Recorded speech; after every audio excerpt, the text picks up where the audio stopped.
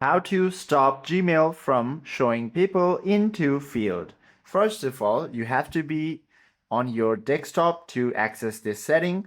So go ahead and open official site of the Gmail or simply open Gmail on your devices. And once you open the application, all you have to do is simply tap on this top bar, which is three horizontal lines, then access this setting panel.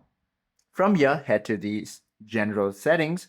Now, if you are on desktop, you should be able to find create contacts for autocomplete option. However, it is not shown over here because this is mobile device and this feature is not yet shown over here. So if you are on desktop, you should be able to view it. Simply click on it, then select the radio button for the I'll add contact myself option. Scroll to the very bottom of the page, then click the save changes. Once you're done, the Gmail will stop showing people into the field. Hope this video helps you out a lot. If you have any questions or queries, please do comment down below.